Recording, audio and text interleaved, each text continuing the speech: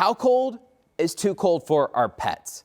We've got some new data coming in from Tuft University based on the size of dog breeds on how we need to kind of rethink our routine when the temperatures really drop. When we've got Arctic air rushing in, you got to start rethinking about how long they're going to be outside. So they've broken things down by breed. Tuft University is located in Massachusetts. They've got a School of Veterinary Medicine, but they also have a center for public policy of pet health. So they focus a little bit more on guidelines like this. So this data is coming in from them. We thank them for supplying this out. So we're gonna break it up by 4 different sizes of breeds. We've got, your small breeds, got your medium, got large, and then you got your northern breeds. A lot of times they're on the larger side, some medium, but a lot of larger side. You think Huskies, you think of Great Pyrenees, things like dogs like that. They have different thresholds. And not only have to consider the size of the dog, but also the health of the dog, the age of the dog, and also how acclimated they are to certain types of weather. We've got Chihuahuas in Alaska and Huskies now in Miami, but that's not where they originally would come from. So it's also about, what they've gotten kind of used to, but they like their types of weather. So let's kind of break things down by temperature. We've got a lot of different colors going on here. We're going to sit on this graphic here for a little bit that we built using Tufts University data.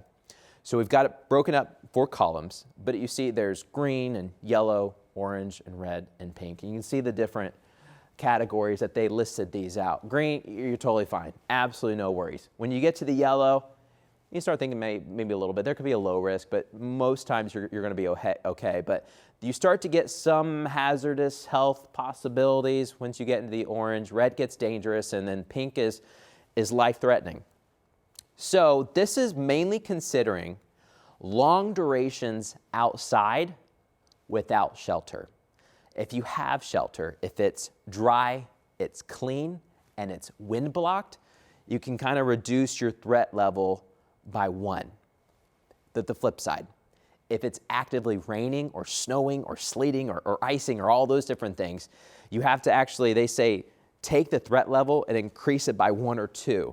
Because when you're wet, just like a human, you get out of the shower, you left the door open on accident, the cold air rushes, and then you're freezing after just taking a warm shower. The water is pulling the heat from your body and cooling you down. That's the same thing with rain and snow for pets outside. It'll cool them off way faster and kind of increases that threat level. So if we start with small breeds, they've got a lower risk tolerance, mainly because a lot of these smaller dogs, maybe they don't have a lot of fur. They're just smaller in general. They don't have as much fat or muscle on them. So according to Tufts, the veterinarians there, you start getting into the hazardous kind of zone below 40 degrees. You get to life-threatening below 20. So as small breeds, you don't want them, when it's really just below freezing in general, you don't want them outside for super long periods. Of course, we've got potty breaks and things like that, but you don't want them out too long. Now let's go up to medium breeds. We're good, really, until about 37, so it's close. We've got kind of a longer period before we get to life-threatening. Life-threatening doesn't start really until about 8 or 9 degrees. And once again, that's just them out being in the cold. There's some wind out there. They don't have any shelter. That's what we're really talking about. If there's shelter, and I've seen dog houses get fancy. We've got heated ones now, folks. And so that kind of plays into things too. But we get a lot of questions about how cold is it, for my dog, or how long can I leave them outside? Can I go on a walk with them safely?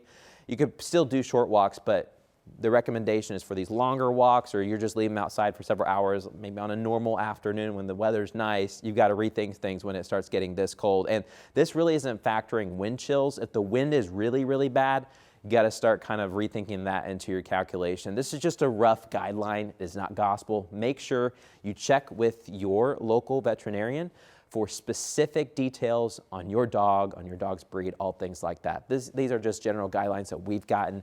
We're trying to forecast how cold it is. We think a lot of Americans are going to be kind of in this zone, the 10 to 20, but for parts of the Midwest, including Indiana, we're going to be down here, where it's going to be below 0 at times, especially in the mornings. The mornings are going to be really, really tough, where You want to do a potty break, of course, but you don't want to lay them out for too long. Then we get to the larger breeds, more muscle. Not always more fur, but sometimes. This depends. But if they got more muscle, more fat on them too, they're larger. They can usually withstand the cold a little bit better. They're good, really, really good, basically till freezing and really down about 30 degrees or so. But they start to get hazardous all the way down to about 15 degrees. Once you get below 15 degrees, the veterinarians say that it starts to get a little bit dangerous, and then they're also in that life-threatening category once you get below 10 degrees and getting down to 0 or then into the negative categories, especially when you've got a larger breed that doesn't really have a very thick fur on him. Then we get to the northern breeds, and this is where it gets kind of interesting too. For example, visited Alaska, had a lot of sled dogs. It was 28 degrees and they were diving into the snow. Once again, they were running too, so that's a little bit different. They were just sedentary. They were running, but when it was 28 degrees, it was too warm. They dove into the snow to try to cool off. But some of those owners said, once you get below 0, it does get a little bit cold on them, but so they want to run them as much as possible, and they love to run. But once you get a little bit colder than that, you got to start kind of thinking a little bit more about, okay, what do I want to do? But northern breeds all the way good to, according to Tufts, about 8, 9, 10 degrees, really good. But then you start getting hazardous below 8 degrees and then down to dangerous, a little bit below 0, about -4, -5. We've got all this on WTHR.com, so you can kind of look at some specific numbers from Tuft University, but they've got a much longer window. Now, once again, general guidelines, but then there are also a couple factors you need to consider. The age. If you've got a really young pup or really old dog, you want to take these threat levels and push them up just a little bit. Then we got to talk about the health of dog. It's healthy, it's good, it can run and all that good stuff. You're fine. These guidelines will probably mainly hold, but if your dog is sick or it's not getting around as well, it can't warm up really, it doesn't really run anymore, it's got arthritis, different things like that, you need to consider that threat level and push it up just a little bit too. And they also say for obese dogs, you may think more fat, you're good, but they say for obese dogs, maybe not running as much, they may also have to kind of consider the threat level going up. There's nothing wrong with letting the dog out, go do its thing, and then after a few minutes, and then bring them back in, of course. These are mainly for outdoor dogs that you see just out there without any shelter. Not a good idea in this cold air. It is not a good idea for humans either. We want to take a look at some of the wind chill factors too. So when it's not windy, when the air is calm but it's cold, your body radiates heat. Have you just laid in bed and you get your side of the bed super warm and you try to find another spot, or you flip to the other side of the pillow? Your body's radiating heat. Same story when you're out in the cold too. You kind of have this almost a little cocoon around you of some of the warmth that you built, very small, but when the air is not moving, it can just sit there and try to keep you at least a little bit warmer, depending on the temperature and whatnot, but you have your own body heat. When it gets windy, you throw the body heat out because the wind actually pushes it away from you. It completely eliminates that little cocoon you try to build. And so it just makes it feel a lot colder to your skin, and then just makes you feel more uncomfortable, but then it can also lead to frostbite and things like that. Then your body tries to warm itself up even more and tries to create a new layer, but the wind just keeps knocking it out. So your body is just overworking to try to produce more heat, maybe to the point where you can't just keep producing more heat, and you're going to be talking more about frostbite. This chart comes in from the National Weather Service. We've got temperature up here. I know there are a lot of numbers here. Temperatures up here. You've got wind chills on the left going down. So let's say, for example, it is 40 degrees outside and you have a wind of 5 miles per hour, the wind chill is 36. It's this a little bit of a long wind chill calculation that we do.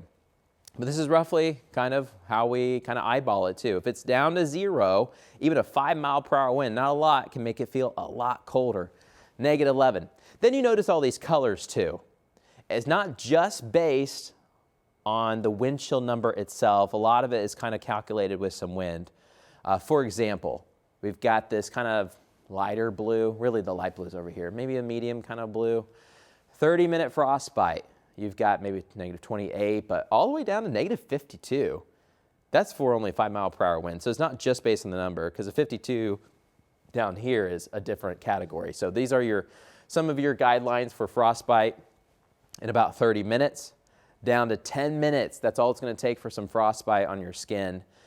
Once you get really 0 or below for the air temperature, and the winds really start picking up more than 20 to 30 miles per hour, that's when you get into the 10-minute frostbite phase, and then 5 minutes, even worse.